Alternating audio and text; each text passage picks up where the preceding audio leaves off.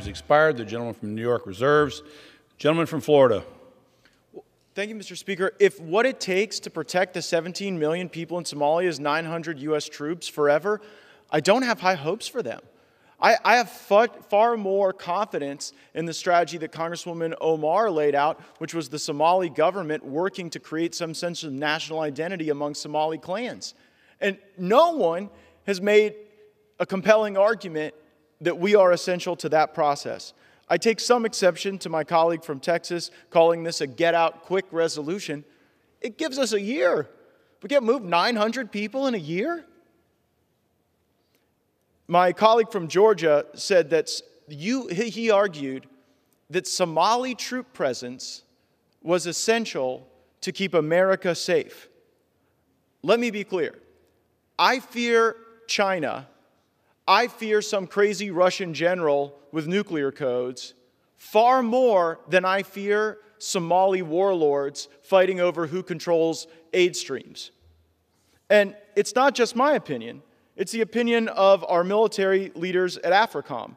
It was Brigadier General Bailey who said recently, quote, "What we've seen is not necessarily holding land or territory, more extortion, closer to an organized crime organization." That was on February 27th, 2023, on Nightly News with Lester Holt. So even General Bailey doesn't view this as a way to get land and seize land and keep it away from al-Shabaab. He's saying that they're not really holding land. They're just engaged in low-level thuggery. And it seems unworthy of this sustained U.S. troop presence. So let's make clear, while the debate was elegant and compelling about the need to engage Africa, that the vote on this resolution is whether 900 U.S. troops should stay in Somalia or come home. And those who vote against my resolution are functionally taking the position that the 2001 AUMF, which was voted on when 89% of us who are currently in the House were not even here to vote on it, which was voted on before al-Shabaab even existed. And it has become a global permission slip for U.S. interventionism everywhere. Al-Shabaab had nothing to do with 9/11. The fact that they have co-branded with al-Qaeda is not indicative of any interoperability. And the principal goal of al-Shabaab, as we're evaluating whether or not we have to keep 900 troops in Somalia for the safety and security of Americans, the principal goal of al-Shabaab is to rule Greater Somalia under Sharia law and overthrow the government. That's not my opinion. That's a February 2023 Congressional Research Service conclusion.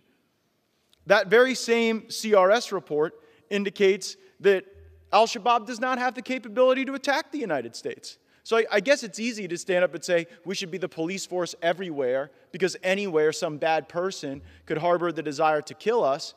But the best research we have says that that is not in line with their existing capabilities. And, Mr. Speaker, I seek unanimous consent to enter that February 2023 Congressional Research Service report into the congressional record. Moreover, we are seeing the government in Somalia achieve gains in large part because of local discontent with al-Shabaab. Because of climate change, we are not seeing the same amount of agricultural and livestock opportunities for people in Somalia. And so many of the groups that were paying extortion money to al-Shabaab are not able to pay it anymore because a lot of the land is dried up. And that resulted in al-Shabaab being incredibly brutal to those local clans and tribes. They poisoned the water.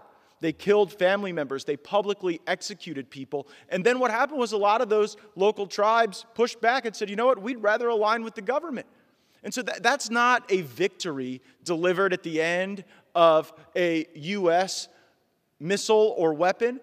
That is a victory that is occurring as a consequence of the conditions in Somalia and the choices that Somalis are making. Finally, Mr. Speaker, for this round of debate, I'd like to enter into the record the ACLED piece that details how the government is making gains in grounds and al-Shabaab is losing them. It's entitled Somalia Counterinsurgency Operations Gains Regional Support in Phase 2 as al-Shabaab Attacks and Political Differences Persist. Without objection. And with that, Mr. Speaker, I would yield 2 minutes to my colleague.